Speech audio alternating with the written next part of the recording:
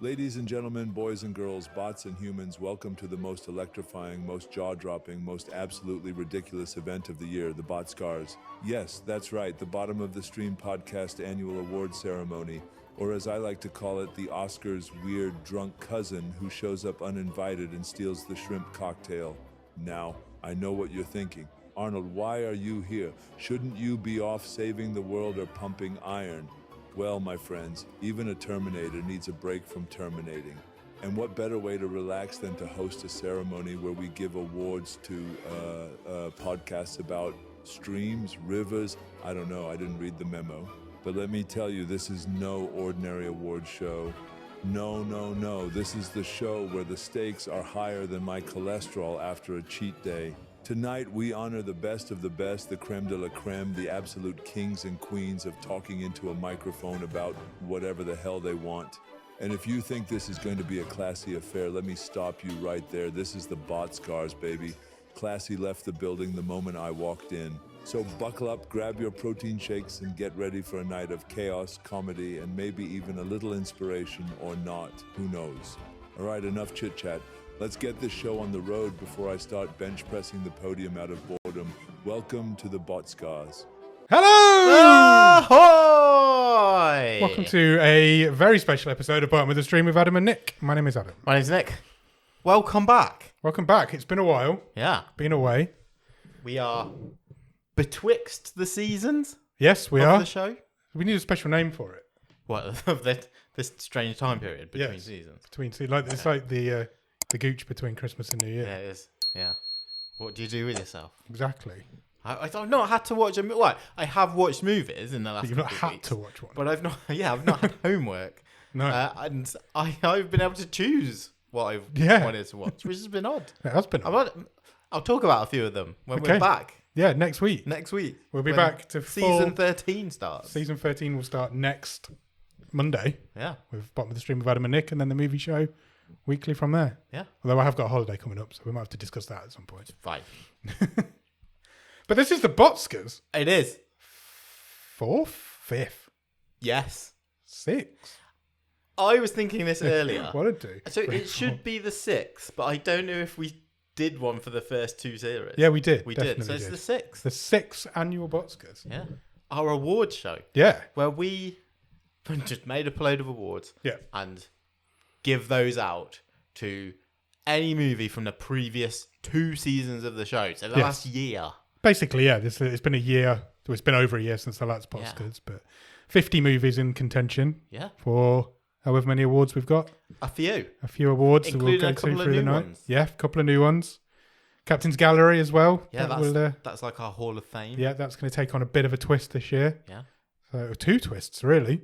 Oh. But we'll come to that later Yeah. on. Exciting. Teasing. I'm foreshadowing. Good. How have you been, Nick? Yeah, I feel like I've not spoken to you for ages. it has been a couple of weeks since we've We got have. together We had to have for an various extended break due to Um, various different reasons. reasons, but we're back. We are. Ready to go. The place looks lovely. Yes. Well, What do you think of the new decor? Yeah, it's good. I wasn't going to reference it, but we've referenced it now. Oh, So- if you didn't want to reference it, you have to tell me that beforehand. True. Very true. Yeah, we've had a I bit of a... immediately spilled a drink everywhere. You did. Nick sat down and tipped iron brew all over the new desk, so that started well.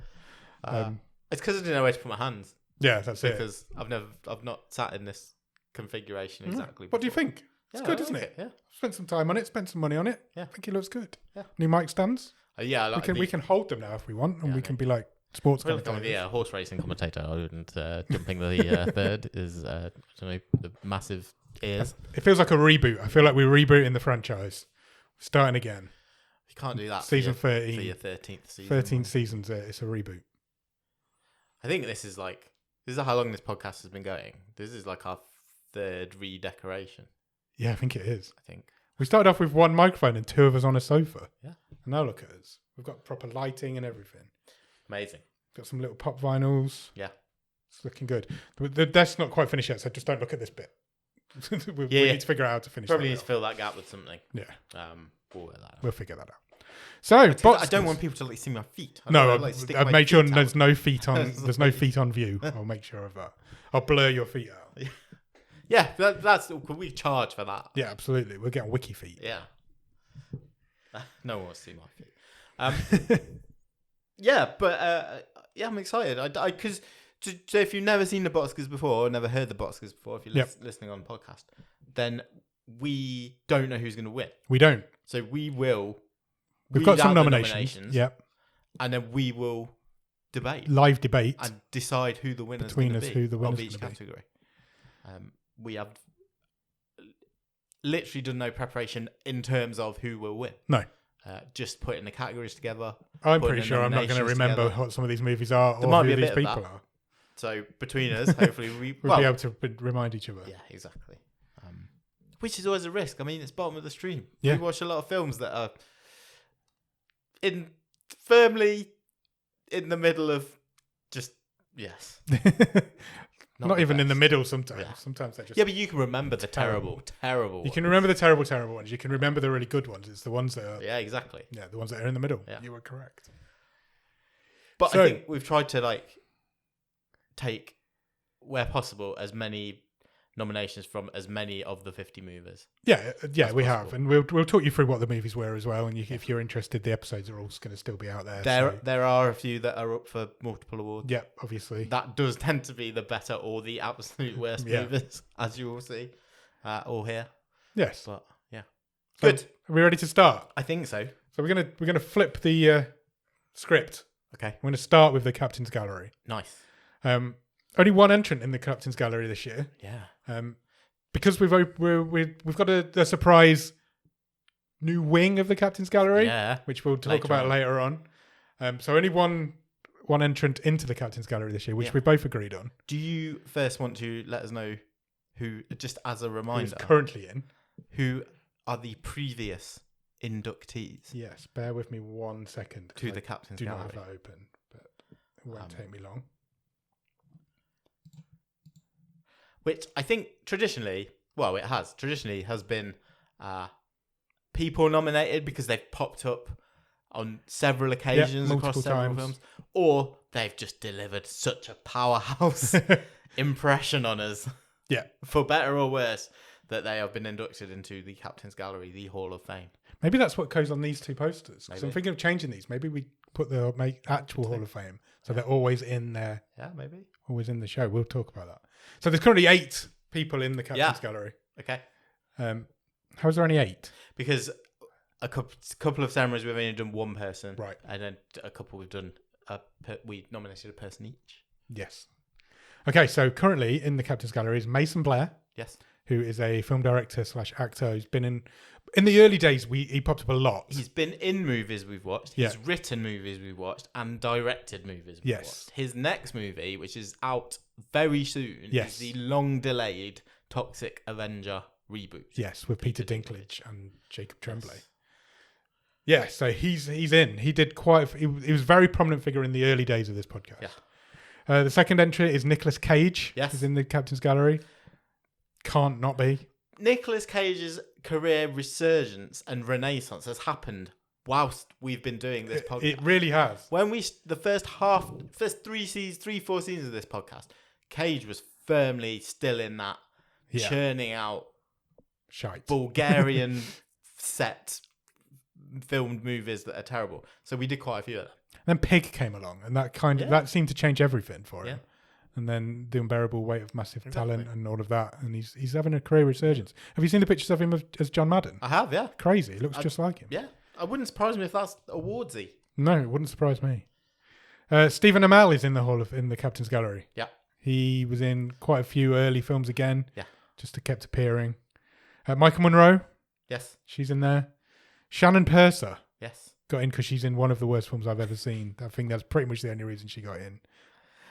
You may know her as Barb from Stranger Things. You may do. So there is the Netflix. Hopefully you don't know her as Sierra Burgess from Sierra Burgess as a Loser, which is a hot garbage film. Alexander Skarsgård's in there. Yeah, he's a guy who he does a lot of work. Yeah. And I always think if he pops up in one of our movies, we're usually onto it. We're usually all going to right. have a decent time. Yeah. The late great Andrew Jones. Yes. Film director. Welsh film director. Welsh film director, done loads of terrible movies. That we tend to do them more on our watch-alongs in our Discord, but we have done a couple on the show. Werewolves of the Third Reich. Yeah. We've done on this show. But on our Funhouse Massacre. Yeah, is that one of his? Our watch-alongs, which you can join in the Discord. Yeah, We've everybody's done all welcome. the Robert the Doll Yeah. movies. We've done quite a lot of his movies. Unfortunately, no longer with us. Yeah. And the final member currently is Brenton Thwaites. Yes. Was in a couple of movies early on in the show. And made his way in last year, I think. So shall I speak about this year's about this year's one and only edition. Mirage. Yes. Elementary. Yep. The Invisible Guest. Yeah. Orbiter 9.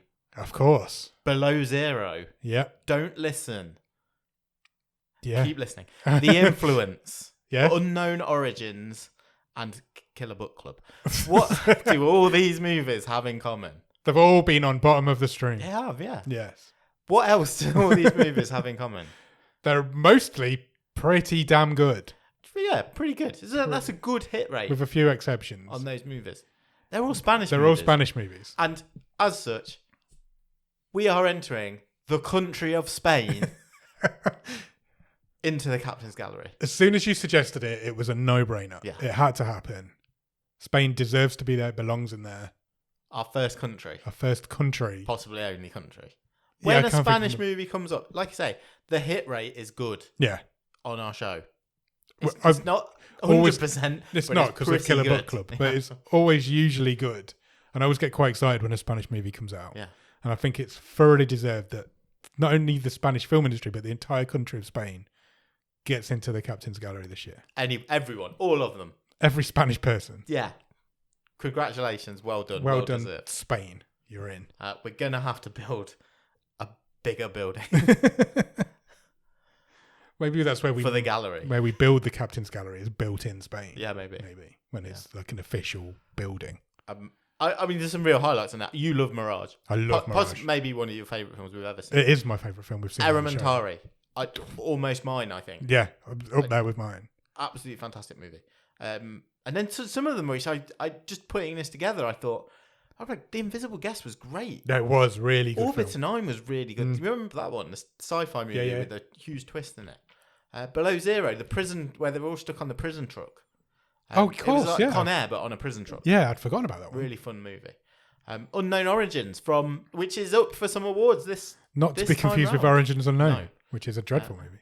Which is Unknown Origins, which we did in season 11. Yes. Which was a superhero version of Seven. Yeah, it was. I think it opened season 11. I think it was our season opener. Yeah. Well deserved. Thoroughly well deserved. Congratulations, Spain. Spain. Newest inductee into the bottom of the stream Captain's Gallery and thoroughly deserved. Good stuff. That brings us on to our first award of the evening. Yes. Would you like me to read out the nominations for this one? Go for it. This is our Drowning in the Stream Award. So these are super famous people who have somehow managed to find themselves in the movies that we do on our show. You wouldn't expect them to and see them. You wouldn't expect them to turn up. Bottom of the Stream movie. And why are they in Bottom of the Stream movies? And so we nominate them for an award and we pick our favourite out of all of them. So Drowning in the Stream this year is John Travolta for The Fanatic. Yes. Ving Rhames for Zombie Apocalypse. Michael J. White for The Island. Tobin Bell for The Call. And Naomi Watts for Goodnight Mummy. It's quite a group. It's a real group that. When I started putting this together, I thought, I don't think we've had many candidates for this in the last 2 seasons. No, you're right. It quickly became apparent that we had.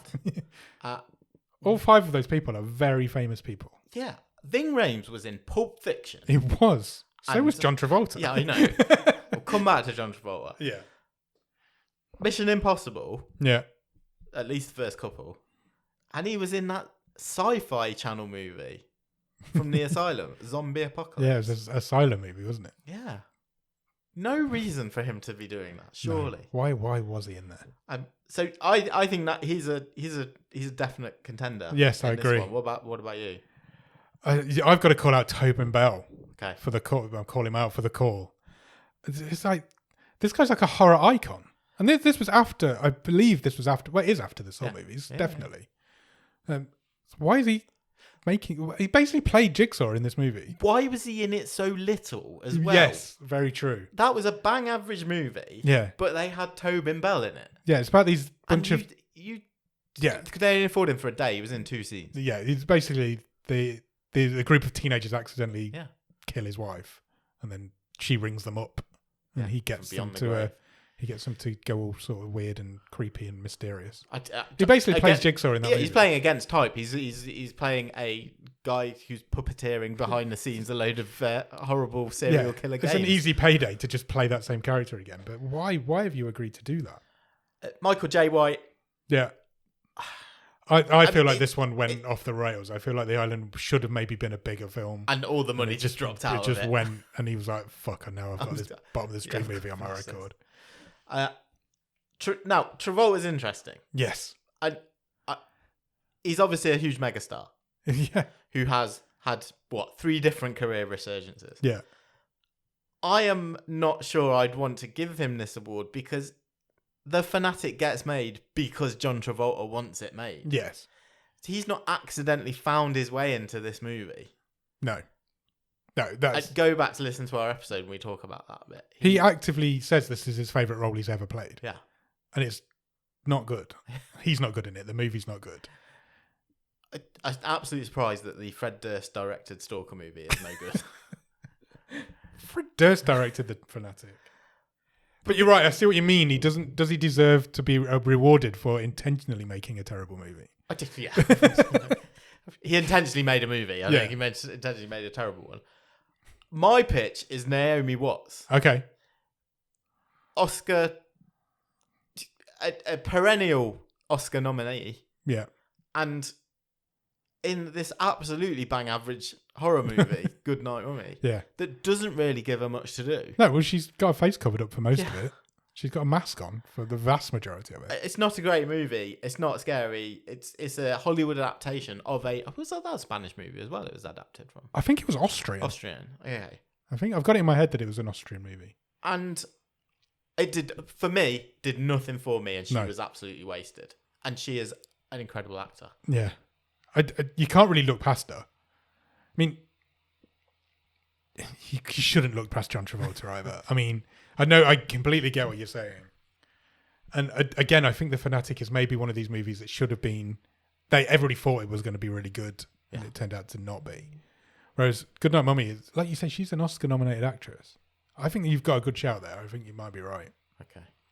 I think we can discount Tobin Bell and Ving Rhames. Yeah. Because they're big actors, but they're only really... They're jobbing actors, aren't they? They're going out getting work. Michael J. White, The Island is just a film that fell off a cliff. That should have been better than it was. It is a Michael J. White action movie where the budget's just dropped out of it. And those sort of movies go either way. They either do hit or they don't hit. And it could easily have been a big movie. Yeah. It just isn't. I think we called it Death in Paradise, but the martial arts version. Yeah. Naomi Watts? I think so. I think that's a great shout. Congratulations. I think you are 100% correct on that one. Do you want to read out the nominations for the next one? Sure. So the second award of the evening is the best performance by a non-human. This is a traditional category. Yes, in the Botscars. Botscars. Been there since the beginning. And there is never a shortage of nominations for this movie. So best performance by a non-human. The nominees are the Ghost Peacocks in Barely Dreaming. Yep. The Michael Jackson possessed toilet in Snow White Dies at the End. Yep. The ski lift in Frozen. Yes. AXL in AXL. The Sasquatches in Ape Canyon. And the whiteboard in Don't Return. Would you like me to expand on any of these nominations? Yes, please, all of them. Okay. So best performance by a non-human is something that's affected a movie that isn't an actor. Sure. And that's what we've gone for here. The Ghost Peacocks in Barely Dreaming came out of nowhere, didn't they? Yeah. It was like, what? All of a sudden there's a Barely Dreaming was a movie made with zero budget. Yeah. Almost a home movie. It had no reviews. Yeah, it didn't. We left the first one, didn't on Letterboxd. We left the first review. It'd been seen by... I was on about 8 people's lists or something. Shall I bring it up? See what it's on now. And there is a section in this where the guy goes to talk to his neighbour, who it turns out is a ghost. Yes. But also they've got a load of peacocks roaming around. And they're ghost peacocks. I've never seen ghost peacocks before. No. But I suppose they were kind of tangential to the movie. Yes. I don't know what more you want me to say about the Michael Jackson possessed toilet in Snow White Dies at the End. Barely Dreaming still only has one review on the letter. There we go. Yeah. What was that toilet all about? And there's a sentence I never thought I'd say. So it was a junkie. Yeah. Talking to this toilet bowl, which seemed to say it was possessed by the spirit of Michael Jackson. Yeah, I outright said that. I think that's exactly what it did say. In this kind of tripping sequence. Yeah. Arguably not the weirdest thing about that movie, but it's a performance by Don Newman. The ski lift in Frozen. That film doesn't happen without the ski lift. It literally supports the whole movie. It does. That movie's about some people who get stuck on a top of a ski lift over a weekend, and they can't go anywhere, get anywhere, because the whole system start freezing to death. Axel in Axel or AXL, he is the robot military attack dog. Yeah, again, it doesn't happen without him. Quite a good special effect for a bottom of the stream movie, definitely. The Sasquatches in Ape Canyon. Yep. They were all animated. They were. All those lovely animation sequences in this odd movie about this guy having an emotional breakdown because he wants to find out if Bigfoot is real. Yeah. But it's all an analogy for his marriage breaking down. Yeah, it's trying to get a bit deep and dark at the end. Potentially the rank outsiders to this category. The whiteboard in Don't Return. Yeah. Do you remember Don't Return? No. So it's the time travel movie. Right. Where the brother and sister go back to their childhood home because their parents have both died, and they work out their mother was a physicist. I've got it. Who invented basically a form of time travel. Yeah. And it turns out her soul has been split in two. Yes. And they think it's a ghost, but actually she's in the future and the past at the same time. And it all happens because when he was young, the son had changed a digit on a whiteboard formula on a whiteboard. And that's what separated his mum's soul. Yeah, exactly. Yeah, that film again doesn't happen without that whiteboard. No, not at all. There's only one winner in this category for me, though. I have a feeling. I think there's one winner. I think we've got different winners. Okay. So that's my gut feeling. Go on. I'm going to go with the Michael Jackson possessed toilet. I think on reflection, that's a very good shout. Which one were you going I was thinking the ski lift. Right, okay. Just because it is absolutely fundamental to the movie. It really is. But that toilet came so out of left field. Yeah. It's completely not relevant to the rest of the movie whatsoever. I don't think we can give an award on reflection to something. We have given it. I was going to say an inanimate object. We have given it to an inanimate object. We have before. indeed. But you know, in the Oscars, where they always say, Anthony Hopkins won that. He won the Oscar for when he played Hannibal Lecter, and he only spoke 27 words. Yeah. That ski lift spoke a lot less. There's something like Tom Felton's only in like 15 minutes of the entire Harry Potter franchise. Yeah. And he's made that whole life out of it. I mean, it's not often we get to say a Michael Jackson possessed toilet. No, it's not something I don't think I've ever said or will ever say again. And I don't think we should be rewarding films like Snow White Dies at the end. But that is such a bizarre moment in that film. Completely out of left. As soon as that happened, I was like, well, that's a shoe in for a Botscar. It's the best North Macedonian movie you've ever seen. It is the best North Macedonian movie I've ever seen. That's a fair point. And I think a good winner. Yeah? Yes. Happy with that? Yes. Let's do it. Right, next award. Okay. This is our Man Overboard Award. So this is the character or characters from a film that we would like to just see jump into the sea and never come back. Okay, lovely. So we call it the Man Overboard Award. It's basically the worst character, not the worst actress or performance or actor. Character. So I'm going to read them out for you. Are you ready? I am, yeah. Nomination 1 is Cammy, played by Malin Ackerman in Cottage Country. Yes. The second nomination is Keith, played by Barry Ritter in Way Upstream. Kate, played by Tandy Newton in Retreat. Craig, played by Mark Homer in Never Play with the Dead. And the entire cast of Freak Show, because all of them are repulsive human beings. Yeah. Where do we even start on this one? Character-wise. He means character-wise. Yeah, 100%. Their characters are repulsive, not the actors. I think this could be a tightly contested one. Yes. I think there's a couple of really strong All of them are quite strong, to be fair. Yeah. I don't remember one of them. These are pretty universally, I would say, unlikable. Let's start then with which one don't you remember? Cammy from Cottage Country. So she is the fiance in Cottage Country of okay. And she I do remember she Cottage propelled the whole Country. thing in terms of once the accidental murder happens. Yeah. She's the one covering it up, convincing her husband to cover it. Remember, there's that horrible scene with his parents. He accidentally kills his stepbrother. Yes, where she gaslights his parents and says, "You'll never see your granddaughter if you don't give us your blessing for this wedding," because the parents are devastated that their favourite son has died. Yeah, I do remember it now. She plays it really well. She does. In terms of Marlene Ackerman, in terms of making this lady incredibly unlikable. So yeah. She was very unlikable. I know that was a movie with quite a few unlikable characters. Yes. That was one of our main criticisms of Cottage Country.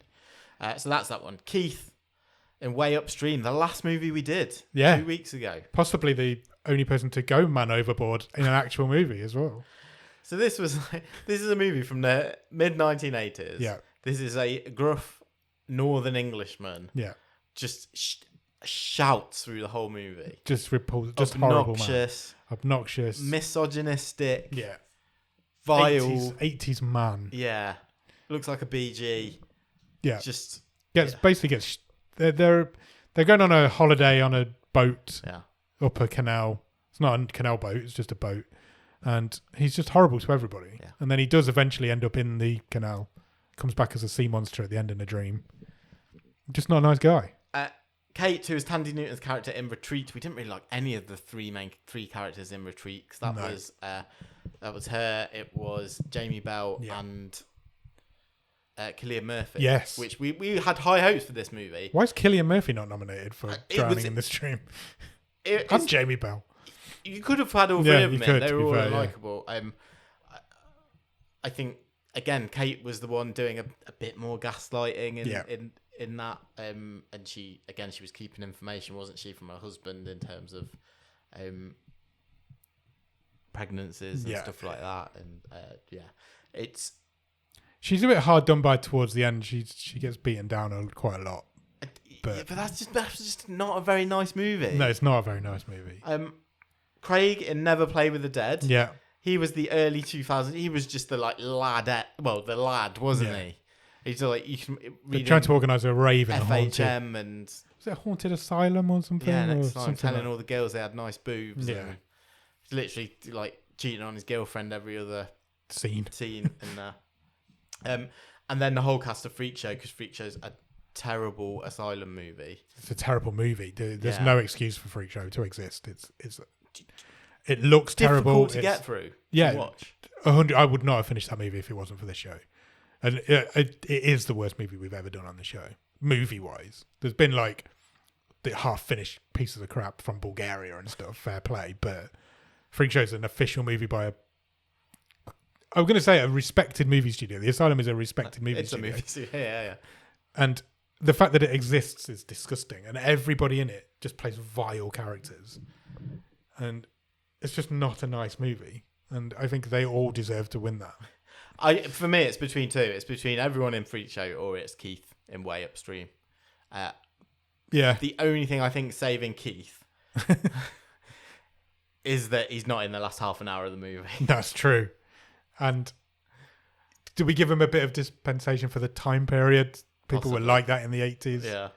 It has to be everyone in Freak Show. Be. The Freak Show just deserves all the negative awards. Yeah. It's a terrible, terrible film. Yeah? Yes. Let's do it. Good. Next. Next award is Best Death. Yeah. Another traditional award for us. So we have Hoisted Up the Flagpole in The Conference. We do. Impaled on a Statue in Killer Book Club. Hulked up and crushed by a barbell in Unknown Origins. The Warlord Ian has sharks for arms in Empire of the Sharks. I still laugh at Warlord Ian every time. And the neighbour and his dog are eaten by a swarm of locusts in The Swarm. This was hard to nominate. This was the last one we did the nominations for, and it was quite tough. Yeah. Because we are used to seeing quite a lot of crazy deaths. But these ones just kind of stuck out for us this time, didn't they? I think this one very much depends on which way we want to go. Are we rewarding creativity and good cinematography? Yeah. In which case, I would have being hoisted up the flagpole in The Conference as a hot favourite. Yeah. The Conference is a great movie. It won season 11. It's a slasher movie where a team from work on a corporate retreat are picked off one by one by an angry mascot. There's quite a lot of good death in it, to be fair. There are. The guy who's like chainsawed to death in a hot tub. Yeah. But this is like the secretary is killed and then hoisted up the flagpole. And then it's a load of fireworks start playing in the background. Yeah, we get a lovely drone shot and then fireworks start going off over the lake and it's definitely the most beautiful death. If we want to go that way, that could be a worthy winner. However, the image of the warlord Ian in Empire of the Sharks hands out a shark on each arm just before they rip them off. Yeah. And then another shark comes and it looks so terrible because the special effects are bad. Yeah. That does stick out for me. I think it is between those two. Impaled on a statue happens twice in Killer Book Club. The same statue. The same lance on the same statue. Kills two different people. Hooked up and crushed by a barbell happens off screen. We only see the dead body. We don't see the actual death. So I think that one has to be disallowed straight away. Yeah. I'm going to, for no reason, I'm going to discount Impaled on a statue just because it happens twice. Okay, they cancel each other out. Be more original. But we've not talked about Neighbour and Dog eaten by a swarm of locusts. I found The Swarm to be quite an unsettling movie. Yeah, it's horrible. But ultimately unsatisfying. Yeah. So we felt it just missed the mark, didn't we, generally? Yeah. So it's a French movie about a struggling farmer and she goes in a new direction. So they farm locusts for animal feed. For animal feed and to supply other farms. And these locusts develop a taste for blood. Yeah. The neighbour's dog gets into one of the tents, yeah. is eaten. The neighbour, coming to find his dog, gets eaten. It's creepy, but it's not... Again, it happens off screen again, doesn't it? You see him go in. You see the aftermath. And you see the aftermath, but you don't actually see the death. But then you don't with Hoisted Up the Flagpole either. She's dead by the time we see her get hoisted up there. You see so many deaths in that movie. You do. It is. You're right. It is between the two. It is between Hoisted Up the Flagpole or Warlord Ian. And I love Warlord Ian so much. It's him standing there with the shark. He's literally got two sharks, one on either arm. I like that we just can't spread. We've not got a lot of room here. Do you want to go with that one? Yeah. I was convinced all day today that Hoisted Up the Flagpole was going to win that because it's such a beautiful visual of this fat secretary woman just hanging off this flagpole while the fireworks are going off. But as soon as I saw that you'd nominated Ian, I was like, Ian needs an award. Yeah? Yes. You've also spelled Empire wrong on this list. It might be a typo. Right, the next category. The next award is my favourite name of award that we do. Okay. It is the You Are Our Favourite Character Award. I don't know why we've never given it a better name, but we just love it now. It tells you exactly what this thing is. Yeah, this is to reward our favourite character from a movie. So all the movies that we've done, who's the wholesomest, the nicest, the best, who did we just the most find fun, enjoyable? who did we vibe with? And there are 6 nominations in this category. Are you ready? Yes. Chung Suk played by Nam De Ram. That can't be a real name. Yeah. Nam De Ram. I'm glad I gave you all the names. I gave you the one where you have to read that names. For The Eighth Night. Pete, played by Jack Carroll in Eaten by Lions. Nikki, played by Vanessa Bauer in Ibiza. Orson, played by John Hamm in Corner Office. Jorge or George? Whichever. George, played by Leandro Hassam in Just Another Christmas. And Robert, played by Svein Andre Meyer in Detective Downs. Where do we even start with this? I think this is open. Yeah, I think it's open. For various reasons, I like them all. That's why they're in this list. Yeah. Where do you want to start? Start at the top. Chung Suk. The Eighth Night. The Eighth Night was an uneven movie. Yes. So this was the movie about it's basically a buddy movie, wasn't there? Yeah. Old monk, young monk. Yeah. Chung-suk was the young monk. He took a vow of silence.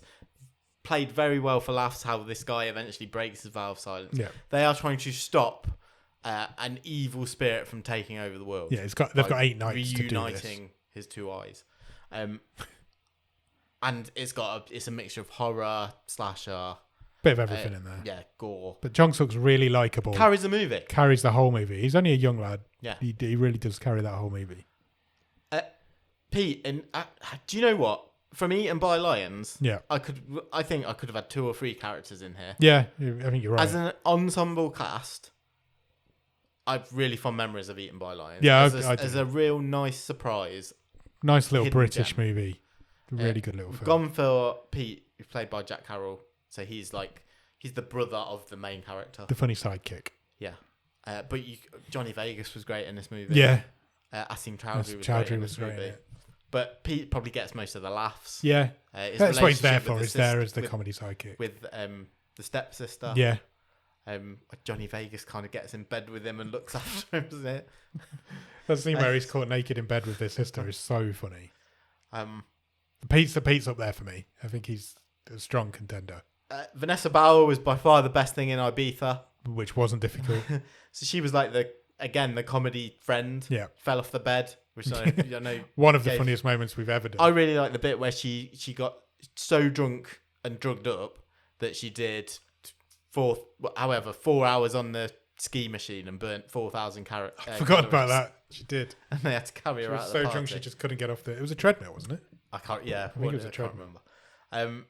Orson, lead character, played by John Hamm in Corner Office. Great performance. Memorable character.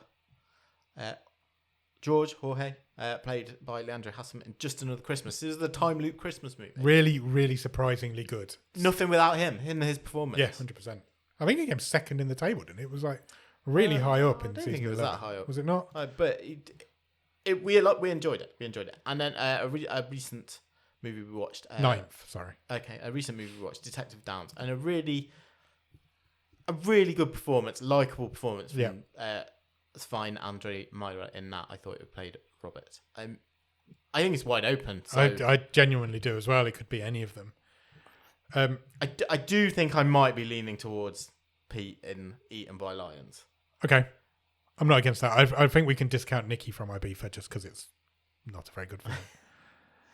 I think Pete or Chung-suk. See, I'm leaning somewhere else. Oh, interesting. I was leaning towards Jorge. Okay. George. I think he's George. Yeah. I just remember him being a lot of fun in that film and just like a really likable character. And he goes through quite a journey in that movie. He's like comedic. He's a guy who hates Javier Christmas Bardem. who has to have a time loop every day is Christmas or the day before Christmas. That would be my pick, but I'm not against Pete because, I think he makes that movie. So ruling out Chung-suk? I think so. Okay, fine. Pete or Jorge? I mean, Jorge is lead. He's the lead. He's the lead. And is he arguably he's more important to his movie than Pete is to Eaten by Lions? Yeah. Although Pete does kind of carry that movie. It's not much without him. It's tough. I will give... I think it's got to be. I think it's decide. Jorge. I think it's just a really fun character. Okay. It's a really silly film. Yeah. But it's ultimately a good film as well. Yeah? Yes. Let's go with that. Congratulations. Which leads us on to our next award of the evening. Yeah. Again, a traditionally hard-fought award. Yes. With no shortage of nominees. We could have nominated a lot more than this. And that is the most batshit crazy movie. Yeah. Basically, a movie that is just like so far gone. It's like, what is this we are watching? The nominations this time around are The Devil Conspiracy. Yep. Horseman. Necrotronic. Cosmic Candy. The Gate. And some may say surprisingly, but I don't think so, Nessie and Me. Nessie and Me. Let's start with Nessie and Me because Nessie and Me is batshit crazy. The reason that is nominated, the kids movie, about for some reason the Loch Ness monster who is now living in a lake in America, is a more behind the scenes reason. Yes, this is 2 movies cut and pasted together. It's a cut and shut. Yeah. It's literally the director's gone, I've made this movie, cut them in half and pasted them together, but not made any attempt to link them. It's two storylines. And once you know this, you see that no characters set interact. A actors never meet set B actors, and it's fascinating. It is really fascinating how it happens, and you are completely right. It has to be nominated for this because it is. I'm pretty sure it's unique in the world. I'm pretty sure. I don't know about that, but there's not many other cut and shut movies out there that don't even attempt to intermingle the storylines. There's two completely different stories happening in two completely different places. Started off as two different movies. Yeah. It's crazy. Yeah. It's very much a worthy contender. Devil Conspiracy. Yeah. I mean, it's just bonkers. That is a conglomeration, an evil company, it's basically Jurassic Park, but on humans. Yes. And they are bringing back not dinosaurs, but scientists, musicians, artists. Yeah, Michelangelo. From human history. All those sort of people. And then this technology falls into the wrong hands. People who want to bring the devil back. Yeah. Yeah. It's pure batshit. From start to finish, it's just like... It never stops, does it? I remember the tempo just being manic. Constant. And every scene is something more insane than the last one. Yeah, that's... It's like the Da Vinci Code. Meets Jurassic Park. Yeah, on speed. Yeah. Horseman? Is Horseman a crazy movie, or is it a movie with a couple of crazy bits in it? That's a good question. There are definitely crazy bits in Horseman. A lot of crazy bits in it. Should it be here is a good question. Well, I think it should be here. And I know why, and we might refer to this movie again later, but almost my favourite bit about Horseman is the whole movie hinges on the fact that Dennis Quaid's character doesn't go into his son's room. Yeah. For 3 years. 3 or 4 years. Yeah. Because it turns out his son is behind all the killings. Yeah. And all his research and all basically saying, I'm the horseman of the fourth horseman of the apocalypse. He's in his bedroom. He's in his bedroom. And he just says, well, I knew you'd never and go not in. hidden in his bedroom. No. His bedroom has been completely painted white and it's very obvious. All his plans are there. Yeah. I just like the balls on this. Yeah.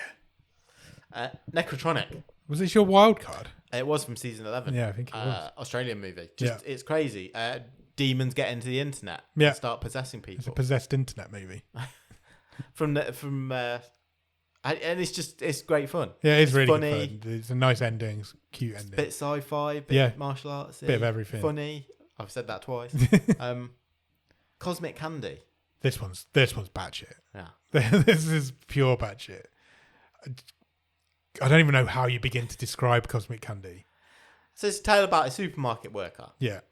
Who is depressed. Yep.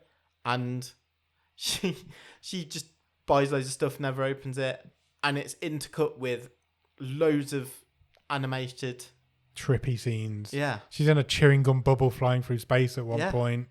There's a lot going on in Cosmic Candy. And then The Gate, the 80s movie, the movie debut of Stephen Dorff. Yeah, Stephen Dorff's first movie. It's like a Gremlins, Critters-y type thing, but bad. Bad, really bad. So, what are you thinking? Cosmic Candy. Okay. Just because it is so insane. Those space scenes where she's in the chewing gum bubble. I think it was a chewing gum bubble. It was some sort of bubble. Yeah. And she's just randomly buying exercise equipment for no reason, never opening it. It doesn't really fit together, does it? No, nothing really works. Have to go on the run at the end. Yeah. She trashes the supermarket. What are you thinking? I think the Route 1 answer is the Devil Conspiracy. that was my other one. But it's quite a finely tuned bit of batshit, isn't it? Yeah. It knows it's batshit. Yeah. And that almost turns me away from it as a contender for this category. We should also consider Nessie and Me, I think. I think I'm not sure between Cosmic Candy and Nessie and Me. Because Nessie and Me as a movie is not batshit. There's batshit elements to it, but the whole story behind it is batshit. Yeah. There's a real life batshit. I quite like the idea of giving it to Cosmic Candy. But I think Cosmic Candy is a mental movie. Yeah. I think it's a shoo-in. Let's do it. Yeah? Let's do it. Cosmic Candy. Was it Greek? I think so. It was definitely I'm sure it was Greek. That part of the world. Yeah. Okay. Next award is a new award. Yes. We've never done this one before, so this is our first time. Is it my turn to read out the nominations? It is, yeah. This is our new award, the least special effects. Nice. So this is basically the movie with the worst special effects. Not the least special effects. We're just calling it the least special. They are, yes. It's a double entendre. They are the least special effects. And the nominations are Shark Lake. Yes. 2177, The San Francisco Love Hacker Crimes. Planet Raptor, Dollman, Empire of the Sharks, and Nessie and Me. Again, for a second time in a row. I would like to discount one of them straight away. Is it Dollman? Yes. Because it's from the 80s. Because it's from the 80s. And they're not bad. They're not bad. They're not. But I do want to reference how the size of Dollman... Yes. Changes a lot during that movie. Yeah. Where it suits this guy's height just changes. Yeah, he's basically a little tiny alien superhero. It's action figure size. Yeah. But sometimes he's quite this big, sometimes he's like this big. And I'm happy to discount it. I don't think the special effects are that bad in it for an 80s movie, for a low budget 80s movie, compared to some of these other ones. I think we can get rid of that one straight away. I think I want to discount Shark Lake. Okay. But I want because it's not got many special effects. Okay, so I don't really remember many special effects in it. It has the absolute peak moment when in this boat, which is quite a decent sized boat. Yeah. Dolph Lundgren is rescuing his daughter from like in the cabin, yeah. And the quite small shark pierces the hull of the boat to attack him. It does, straight through the wall. We ain't talking Jaws here. No. This is a tiny baby little shark. And it looks so bad. Yeah, it really does. But it is pretty much the only special effect in the movie, so I'm happy to discount that. Okay. Let's talk Empire of the Sharks while we're on sharks. They're bad. They're bad. But it's an asylum movie. Yeah. People know what to expect. Are they bad for that level? They're what you would expect from an asylum movie, I think. There are worst effects in shark movies out there. Yeah. Have you seen House Shark? I think so, yeah. That's like the foam. Yeah. Yeah, that's bad. Like, I'm not discounting it at this against point. normal standard special effects, these are terrible. Yes. But we're not comparing it to normal I'm not sure it's a special contender in this category. I agree. Nessie and Me? They're terrible as well. Yeah, they're basically hand-drawn Loch Ness monsters. But she's only in it, I think, 2 scenes. Yeah, not many. I think it's a shootout between Planet Raptor and 2177, the San Francisco Love Hacker. I was skirting around 2177, the San Francisco Love Hacker. So let's do Planet Raptor first. Yeah. They're not all raptors. There's clearly some Tyrannosaurus Rexes in here. Yes. 2, they're just fucking awful. They're like, the size of the raptors changes. Do you remember that when that massive one turns up and eats that guy, and then when it's dead, it's tiny? Yeah. They're clearly CGI. They're clearly superimposed on after the film's been completely done. The lighting doesn't match. Nothing matches. What I will say on the positive side for Planet Raptor is they don't shy away from trying to use No, they use them a lot. Like, there are 6, 7 raptors on screen at one point. Yeah. Like, sometimes you see this sort of movie and it's whatever, mega shark, whatever. Like you say, house shark, ghost shark. Yeah. And you might get one shot of this thing. At least in this movie, they go for it. Yes. And they're always terrible. Yeah. Really terrible. But that leaves us with 2177, the San Francisco Love Hacker Crimes. Which the whole movie filmed in front of a green screen. Yeah, this is a special effects on a background you could get on your phone. Yeah, this is it. Please go and listen to our episode on this movie because you think you've seen bad movies. Yeah. And you haven't until you watch this movie. Yeah, this is a terrible movie. I said earlier, Freak Show's the worst movie we've ever watched. Freak Show is a movie that's got a story from start to finish, but it's dreadful. It's a terrible, terrible movie. 2177, I don't even think it is a movie. There's no narrative to it. Nothing makes sense. The acting's appalling. You can't hear it for the majority of it. Storyline, I think. You can't hear it for the majority of it. You can't place what you're looking at for the majority. It's supposed to be set in this like Blade Runner-y future scope. Yeah, but all they've done is like superimpose some crap over the screen. Yeah. So you can't. Like it's in front of a screensaver. Yeah, it is. Like, I think I said this a few weeks ago on one of our episodes. People come out and like, I know it's clickbait stuff, like, oh, Happy Gilmore 2, it's the worst movie ever made. It's terrible. It's terrible. It's not. It's just a fucking Adam Sandler movie. This is the one. This is one of the worst movies ever made. It is, and it's out there and it's on Amazon and you can go and watch it whenever you want to.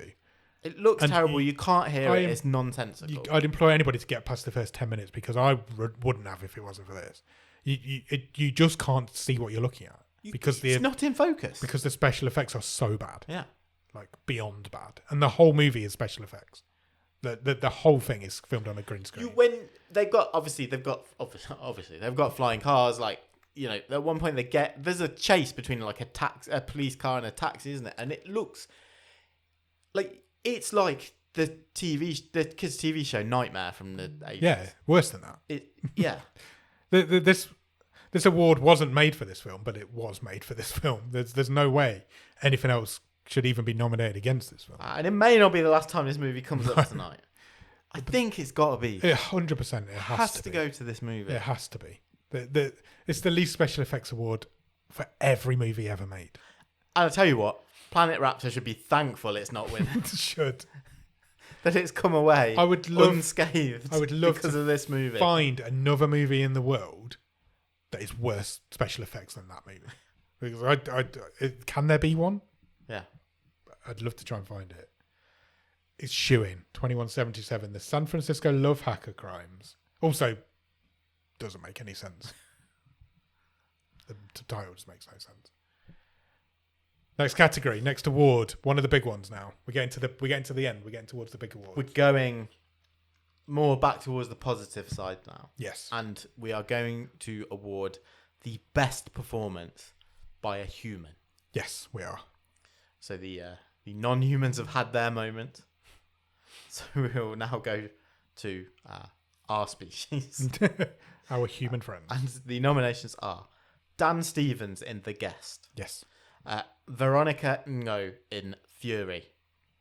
Ben Hardy in Unicorns. Jason Patel in Unicorns. And Javier Rey in Unknown Origins. Absolutely. Where do we even start? I'm not sure. Dan Stevens in The Guest. Let's talk about him. He's fucking brilliant. He is. It's one of the best performances we've ever seen in this show. I loved that movie. It was a wild card choice from Sam in season 11. But do we take into account, I think that movie is absolutely right on the cusp of is it bottom of the stream? Yeah. I think you're right. It's an underrated, underseen movie, without doubt. Yeah. And he is a powerhouse in there. He is a military veteran returning. He basically takes over the life of one of his ex. Yeah, he's a colleagues. And it's got great. He's intimidating. He's scary. It's got great action scenes, and he does some great acting. And he's a great actor. We've seen him on this show before. Yeah. In again, the other wildcard choice from a couple of years ago when he was on the island. What was it called? Caliber. No. Apostle. I always get those. He was amazing in that as well. Yeah, he was. He's a great actor. But like you say, I think maybe a little bit too good for our show. Veronica Ngo in Fury. So this was like the one-woman army movie. She was trying to rescue her daughter. Brilliant performance, full of charisma. Just pulled that movie through. Yeah. Physical performance, acting performance. It's a Vietnamese movie, I believe. I think it was. Rightly. Really good. Javier Rey in Unknown Origins. He was the detective. Yep. We've talked about Unknown Origins a bit before. A Spanish movie. It's like Seven, but with superhero origin story deaths. Yeah. So he's investigating a series of deaths across the city. Like the first guy was the Hulk. Yeah. Then a guy dies with an iron heart. Yeah, the Iron Man. There's various other ones. He's great in that movie.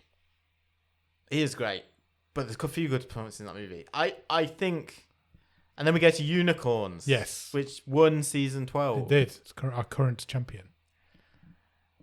My issue here with the two leads, Ben Hardy and Jason Patel, is I don't know how you'd split them. So Unicorns is basically a straight mechanic guy falls in love with a drag queen. Yeah. And it's the tale of that, and it's a beautiful, beautiful film. It's really good. My suggestion would be that we don't pick between them. I personally think they should share this award. And I'm happy with that. I think, and this is where we can get one over on like the Oscars, because they always say, don't they, like if two people from the same movie get nominated in a cancels category, each other out, splits the vote, cancels each other's out. Fuck it. Nah, both deserve it. Both deserve it. It is easily the best performance by both of them. They're both brilliant in it. They're both great actors. And you wouldn't want to pick one over the other. You can't pick one over the other because their chemistry. It really feels like they're in love all the way through this movie, and it's beautiful. I love that movie so much, and you can't pick between them. But you've got to pick one of them, so you've got to give it to both of them, in my opinion. Done. Yeah. Yes. I'm glad you agreed with that. Easy. Which brings us to our next category, which is worst performance by a human. You're going back to the negative side. You've got to flip the coin. You have. The Oscars don't do it. You don't get an Oscar for being terrible. No. So we're going to do it. So the nominations for worst performance by a human are John Travolta for The Fanatic, John Savage for Empire of the Sharks, Jack Tompkins for Empire of the Sharks, Sean Patrick Flannery for 2177, The San Francisco Love Hacker Crimes, and Taryn Manning for Zombie Apocalypse. Yeah. Where do we even start with this one? Well, I mean, Sean Patrick Flannery has played Indiana Jones. Yes, that is true. He was young Indiana Jones. He was. And he is in the aforementioned pretty much the worst movie made. we've ever seen. And he's terrible in it. Yes, he is. Well, it's not his fault, totally. No, it's not. The movie is terrible. I mean, why he's in this movie John is his Hurt's fault. also in this movie. But no one's good in it. I think I'm ruling it out. I agree. I'm with you.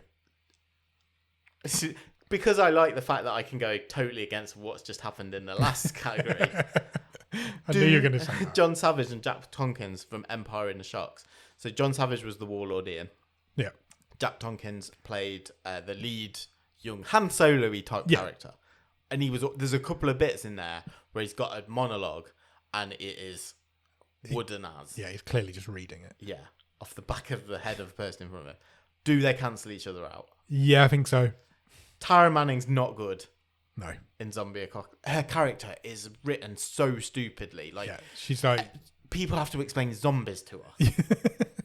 And in Zombie Apocalypse, it is specifically said zombies have been apocalypsing for years. Forever. Yeah, for a long time. For people's entire lives. This is not a new apocalypse. But why the hell should Tara Manning put any effort into a movie like Zombie Apocalypse? That's a very good point. We're skirting around this one, but John Travolta. John Travolta is awful. He's offensive. Yeah, it's so bad it's offensive.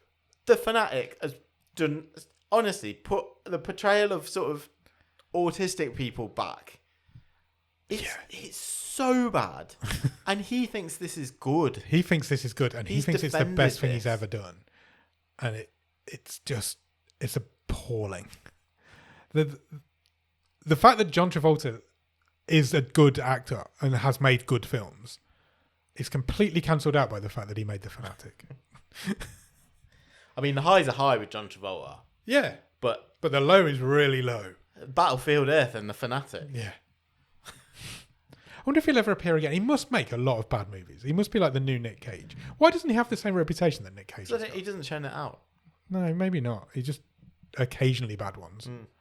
He's terrible, and he should absolutely win this award. It's an awful movie. It's an awful movie, and it's an awful performance. Yeah. And it's an offensive performance. Yeah? Yeah. Easy. That was the easiest one of the night, I think. Next award.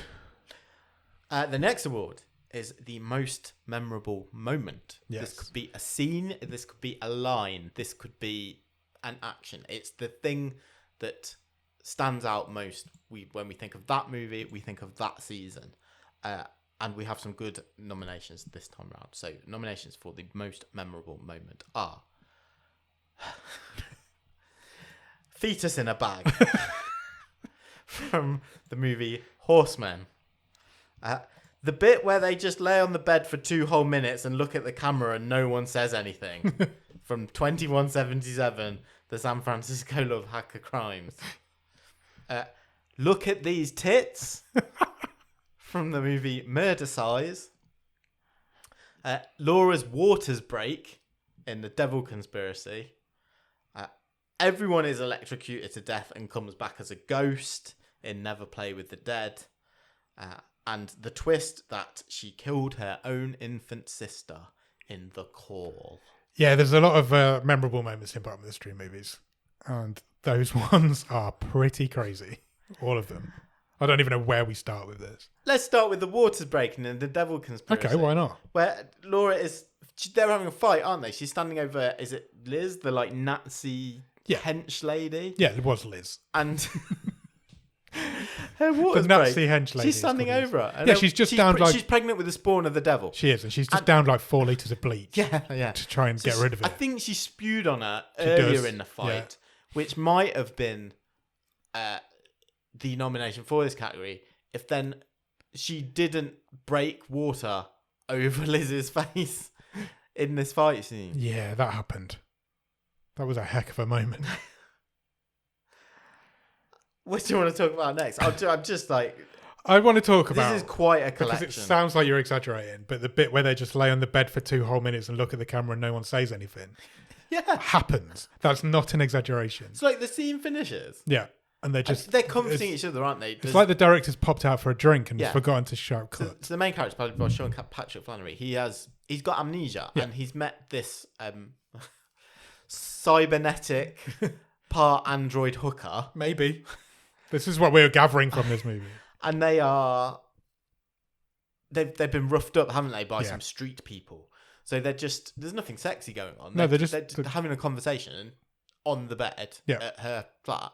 And the conversation ends. And the camera just stops. We keep looking at them. Just 2 minutes. Yeah. It's like... And they're just... And it is 2 minutes. It's not. That's not an exaggeration to say that that's 2 minutes. It's so weird. It is so weird. It's like the editors just popped out. Yeah, the editors... The director forgot to shout cut and the editor forgot to edit. Look at these tits. We haven't talked about Murder Size. We haven't talked about Murder Size at all. So it's like an 80s homage, isn't it? Yeah. And it's a slasher serial killer horror movie on the set of a fitness video, basically. And the cast, director, crew are trapped in this production studio. Yeah, studio. With serial killer. Yeah. And at one point, one of the stars of this fitness video is like an ex-porn star. And she's begging for her life by... You can't kill me. I've got amazing tits. Yeah, look at them. Look at these tits. And she screams it 5 or 6 times into this killer's face. Which is my favourite part is when you have to recap that in the episode. Everyone is electrocuted to death and comes back as a ghost. I don't know which part that's the most memorable. The entire cast of this movie, apart from one, all get electrocuted at the same time. It's the way they're electrocuted. Because one of them reaches up to touch the electric cable and it everyone somehow kills everybody. And then they all come back as a ghost. Yeah. She killed her own infant sister in The Call. Yeah, so that's the twist in The Call where it turns out... So the whole thing is the old woman round the corner who used to run a daycare centre was accused of kidnapping and presumably murdering this little girl. Yeah. But it turns out one of the characters we've been following throughout this was this little girl's sister. Actually, she lobbed her off a bridge. She chucked her off a bridge, yeah. And then Fetus in a Bag. Yeah. The huge twist in Horseman.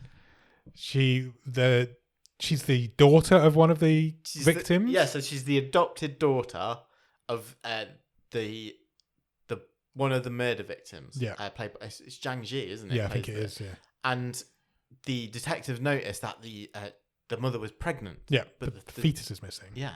So 45 minutes later in the movie, He's like comforting her, daughter, isn't it? They've gone who for a turns walk. out to be one of the horsemen. Yeah. Says, "Oh, I heard you were looking for this." Presents a bag of fetus. It blew my mind when that happened.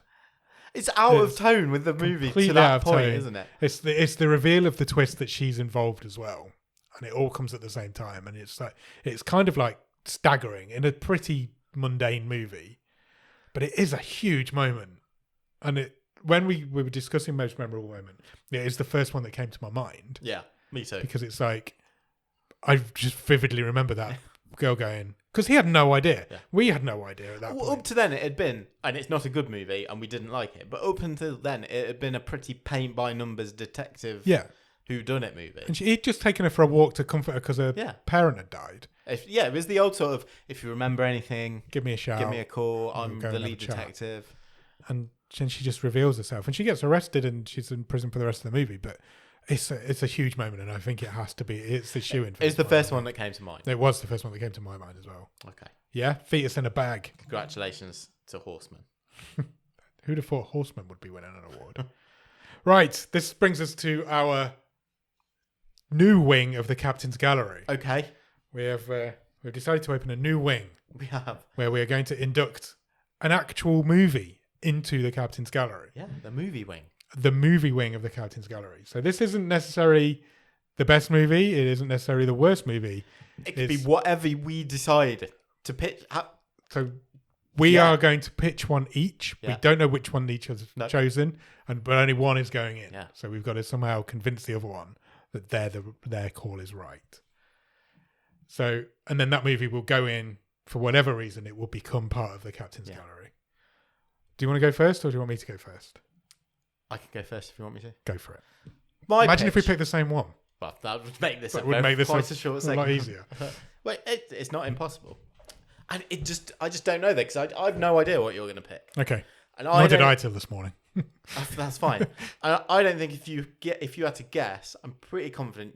I've got no idea what you're going to pick. You wouldn't guess what I am going for. I have no idea. My movie is from season 4. Okay. So way back. It came third. Okay. Pretty respectable. It was a wild card choice from our patron, Jordan Shenton. Okay. The movie is from 2017. Yeah. It's a British movie. Okay. I still don't know what it is. And my nomination is Anna and the Apocalypse. Great shout. Because it is a proper hidden gem. Yeah. It is a British hidden gem. It is a musical. It is a zombie movie. And it's funny. It's violent. It's bloody. And I still listen to the soundtrack today. I'm not going to lie. I've listened to it recently as well. Have you? Yeah. So Anna and the Apocalypse is a fun movie. It's ticking a lot of boxes. Yeah. I think Ella Hunt, she's a star. She's great in it. Paul Kaye's in it. Yeah. Deadpan. He's always I forgot he was in it. Mark Benson's in it. Ella Hunt. I'd forgotten this till I'd gone back to read up about this. Okay. Ella Hunt was also in Robot Overlords. Oh, really? Yeah. Which we did a couple of seasons later. That was a bad movie. That was a bad movie. With Ben. I've been back and watched this movie since again. Have you really? Yeah. I didn't know that. And this is one of I remember when I watched this time, my wife watched it and she says, that's a really good movie. It is a really good movie. I didn't know you'd rewatched it. I don't think I've ever rewatched any movie on this show. I don't know if I've rewatched any more. I would have to think. I don't think I have. Okay, that's interesting. So that is my pitch. Anna and the Apocalypse. Cool. Also, if you've not watched it, go and watch it. Don't know where you find it now. I've not. It'll be out there somewhere. Yeah, it'll be somewhere. It genuinely is a really good movie. My pick is also a British movie. Okay. It was released in 2019. It came 7th in season 7. Ooh, I like the roundaboutness of it. It's a horror movie. You got any ideas? I am pitching to you the movie Pentagram. Okay. Pentagram is a British horror movie, as I've just said, about a group of people who get trapped in a pentagram in a haunted house. And it is one of the biggest surprises we've ever done on this show. It is currently rated at 2.6 out of 10 on IMDb, which is astounding. But I like that because it's kind of like it's justified, but also not justified at all. Because it is much better than 2.6. That's one of the lowest reviewed movies we've ever done. And it's nowhere near one of the worst movies we've done. No, it's not. And we put that out to the world. We put that on Twitter at the time, I think. And the director tweeted us back. And that culminated as us going to meet him in his studios where Pentagram was filmed. And we interviewed him. And that was one of my favourite memories of this show. Yeah, it was brilliant. And it's like, that was such a special moment that day. It was fucking red hot. It was red hot that day, and we were waiting outside, and it just felt like, this is going to sound really corny, but it felt like the podcast had arrived at that point, and it made it special for me. And I think that's the point where I was like, I'm never stopping doing this, and we never have. And I think Pentagram just means a lot to me because of that. Yeah, and that happened. And hell yeah, it's loads better than 2.6 out of 10. Loads. It should be 6.2 out of 10. And we've watched a few more of Steve Lawson's movies on the watch longs. They're decent. And I've watched one not on a watch along. In fact, I've watched two just in the house on my own watching movies. And we had a really great conversation with him. We did. You can go and find that. It's still out there. And for him to say him to talk to us about how he hates it. He thoroughly agrees that 2.6 is the right. He has no. It was a challenging movie for a lot of reasons he goes into. He couldn't believe that we liked it. But then we started talking about some of the other stuff we've seen, and he's like, "Oh, okay." He had no idea it was on Netflix, which made me, because we say that all the time. How do these movies get onto Netflix? I think it's just. We talked about making movies to spec, so that interview's still out there. If you want to go and find it, it was July 2022. Maybe. It was definitely July because it was fucking boiling. But Pentagram's my pitch for that. Good. How do we decide? I'm willing to give that to you. Oh really? Yeah, I think you did a really good job pitching it. Thank you. Yeah. and it does mean it's something special to this show, and I think maybe this becomes the Pentagram poster. I keep saying this. I'm going to change these two movie posters, but I can't decide what goes up there, and it has to be something linked to the show, but not necessarily from the show. Yeah. So maybe that's the one. Maybe Pentagram's the one. Maybe this is the Captain's Gallery, and this is the movie. Yeah. Pentagram, happy with that? Yeah, I am. Yeah, I said really. Sure. Really good I think Annual Apocalypse is also a great shout. I think you were right. It was the first season we did wild cards as well. Was it? Yeah. And I think like this show is about, and I am happy for Pentagram to go in, but this show is about finding it. It's not about. It's so rewarding when you find a hidden gem. It is what it's about. It's what we wanted to do. Go out there and find movies that nobody else is watching and find a hidden gem. And they are rarer than you might think. Yeah, absolutely. But then we are randomized. We are obviously randomized, and it was just such a nice surprise when that happens, and you're just like, I'm in with low expectations because that's where I want to set myself. Because you get something like that comes along, and you're just like, I had such a great time, and I didn't expect it. I haven't done a musical for ages. No, we did Emo the musical as well. Yeah, there was another one. Was there? We've done a few that you might say musicals. So Arlo the Alligator. Oh, that's the one I was thinking. I couldn't think if it was or not. Yeah. Go and check out Anna and the Apocalypse. It's a great film. Right, 2 awards left to do. We're running really long, and we're an hour and 11 minutes in. Biggest waste of time. Yes. Is our next movie. So this basically is the worst movie we've seen. Do you want me to read out whose turn is it? Yes, it's your turn. Okay, Biggest Waste of Time Award. The nominations are Freak Show, Black Ice, 2177, The San Francisco Love Hacker Crimes, Soul Reaper, Murder and Cocktails, or Way Upstream. Sure. Firstly, I had to remember what Murder and Cocktails was. I've got a decent memory of Murder and Cocktails. Oh, have you? Okay. Yeah, it's the one in the apartment block where somebody gets murdered and they interview all their neighbours. It's like the cheap rip-off version of Only Murders in the Building. But with no charm, wit, or suspense. Yes, or anything. It's arguably on this list, that's the least bad film. Yeah. But arguably, I would say the most boring film. It's dull as dishwater. Which means it's a contender. Yes. We've talked about Freak Show. We have talked about Freak Show. It's awful. Yeah. One of the worst films we've ever seen on this show. we've talked about 2177, the San Francisco Love Hacker Crimes.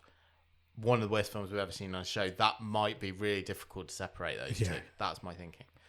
Black Ice was the Irish street racing movie from this season. So boring. I'm not into cars anyway, but oh my god, it was a tough one, that one. Soul Reaper. Yeah. Was like the British stag do in the woods. Yeah. Turns out they're being sacrificed to the end of the world. Yeah, there's demons are coming through a portal. Like a hellhole for them to fall in. Shit. So bad. Way Upstream. We've talked a bit about Way Upstream. Season finale. The latest film we've done. This is just out of time. It's out of time. It is Way Upstream. It's out of time. It's not aged well. I don't know how you separate Freak Show and 2177. They're two of the worst experiences I've had doing this podcast. They both finished bottom of the stream table. They both thoroughly deserve to finish bottom of the stream table. I don't even know. Objectively, technically, probably performance-wise, plot-wise, writing-wise, however you cut it, cinematography, however you want to cut it, 2177, the San Francisco Love Hacker Crimes is a worse film than Freak Show, I think. It's definitely more of a waste of time. I was glad when it ended. Freak Show bothered me. Freak Show offended me. It bothered me. It's horrible. For a couple of weeks after. Yeah. It just stays in your brain. And I wish I'd never watched it. Yeah. I don't think I wish I'd never watched 2177. Even though it is pretty much the worst movie I've ever seen. It's nice to have seen that. I'm going to be honest. It's given us really good mileage and content. That's given us really decent content. That is true. As much as this is bizarre, I think it's Freak Show. Because I hated Freak it's Show. Horrible. And I hate it whilst I was watching I'm a fan of the Asylum. I like Asylum movies, but this one's it just tips itself too far. That ending is but they torture the girl to death at the end and turn her into a human worm. And that sounds funny, and it isn't. No, it's horrible. It's horrendous. But like you say, the San Francisco Love Hacker Crimes, it's a horrible film to watch, but the fact that I've seen that, it's a bit of a badge of honour. It is a bit of a badge of honour. I don't think anybody's got to the end of it. Why would you? I think it's Freak Show. I think the biggest waste of time, which is what the award is called, is Freak Show. Yeah. Yeah? Yeah, Freak Show. Okay. Who'd have thought that 2177 wouldn't come away with that? Right, and that brings us on to our final award of the evening. This is the big one. This is the shiniest gem. The hidden gem lying at the bottom of the stream. Would you like to read out the nominations? I would. The shiniest gem is between Unicorns, Eaten by Lions, Still Today, Unknown Origins, The Conference, and The Guest. Absolutely. Where do we even begin? So, it's a movie we've not mentioned in this episode so far. Okay. And I don't think it's a contender to win this, but I do want to mention it in dispatches because I do think it's a hidden gem and it's one of the nicest surprises we've had in the last 2 seasons, and that is Still Today. Yes. It is a rom-com, which is a tough sell anyway on this show. Yeah, we never do them. 2, it is the cheapest no-budget movie, and we see a lot of them, and that usually means they're awful. But this is a cheap, no-budget movie that is full of charisma, good performances, and the relationship between the leads. I came away going, I wasn't looking forward to watching it because I thought it was going to be a tough watch and a struggle. I really enjoyed it. It's a really good film. It's a really good film. Having said all that, I don't think it's as good as the other nominations. It isn't. It unfortunately isn't. Unknown Origins. I think memorable movie. Again, this is the Superhero 7 mashup. I don't think it's good enough. No. It's a good film. I don't think it's good enough to... It's a hidden gem. Don't get me wrong. It's if you're into superhero movies, if you like Seven, you should go out and watch it. It's a good film, but I don't think it's good enough to win this one. The Guest. We've talked about it, the Dan Stevens movie. Great movie. I want to rule it out because it's too high. It's not bottom of the stream. It's cusp of bottom of the stream. I agree. which leaves us with Unicorns, Eaten by Lions, and The Conference. I think these are the three. Yeah. I think this is really tough from here. I've got a favourite out of those three. So have I. I think we've spoken about all three of them so far. I don't think we really need to recap them. No. What are you thinking? Conference. I'm thinking Unicorns. Okay. So let's discount Eaten by Lions. As good as Eaten by Lions is, yeah. and it is a hidden gem. It's a really good movie. The Conferences are really fun.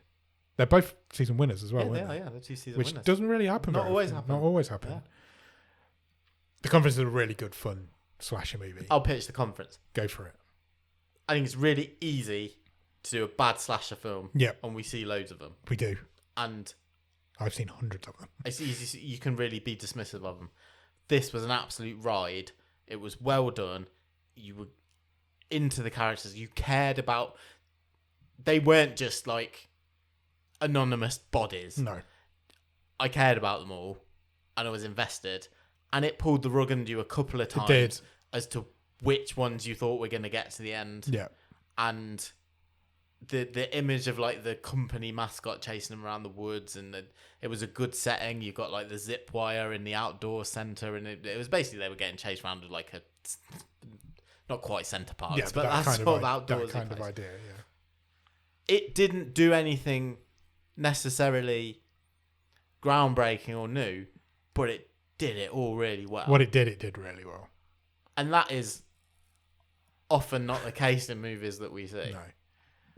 This is really tough. This is like picking between your two favourite children. It's like they're both top stream. They're both wonderful. They're both great. Unicorns. I think Unicorns are pretty special for its gay themes and it's that sort of thing. Both those acting performances are really special, really special. But I'm happy to go with The Conference. There's a gnat's whisper between them. I don't know if that's a term or not. Let's go with The Conference. Okay. It's a bottom of the stream movie. Yeah. It personifies everything we do as a show. I would say the only other thing I would say for The Conference is that was more of a surprise because I was expecting just a by the book slasher movie. Yeah. I expected Unicorns to be good. And it is. And it is. And it was better than I expected it to be. Unicorns won but this I season. expected... I had more expectations from it before I pressed play. Unicorns deservedly won this season and won it by quite a long way. I think it was like stones miles above everything else. But The Conference is just, that's an easy one. Look at me arguing for a horror movie. Yeah, against me arguing for a rom-com. Cool. That brings the end to our Botscars for this season. Do you want me to recap quickly? Sure. So Spain was inducted into the Captain's Gallery. Yes, Spain. Naomi Watts was given the distinction of winning the Drowning in the Stream Award.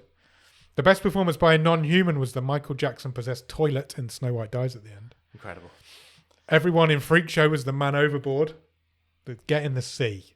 That film needs to get in the sea. Best death was Warlord Ian having his arms bitten off by sharks.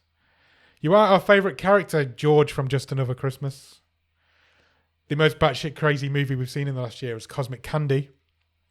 The least special effects award was a shoo-in for 2177. The best performance by a human was shared for the first time ever by Ben Hardy and Jason Patel for Unicorns. And the worst performance by a human was won by John Travolta. The most memorable moment was Fetus in a Bag from The Horseman. Pentagram was inducted into the movie wing of the Captain's Gallery, the first movie to be given that distinction. Freak Show was awarded the biggest waste of time in what many will call an upset against 2177, I think. And the Shiniest Gem Award was given to The Conference, just pipping Unicorns at the post. And that brings to the end the Botscars of 2025. Congratulations / commiserations to everyone who won an award. Absolutely, to everyone who has won. Or not. Which gives us one more thing to do. Yes. We have to start season 13. We do. And we cannot start season 13 without a movie. We do need a movie. We do need a movie. So I've got my phone out. I'm going to open my Robin the Randomizer app. Where would you like to start? Because we went heavy on Netflix towards the end of last season. Oh, in that case, let's do an Amazon We movie. did end up 12 Amazon, 13 Netflix, I think. Yeah. So do you think we should start with Amazon being let's not do been that. there for a while? All right, I'm going to spin this wheel on my screen. Are you ready? Sure.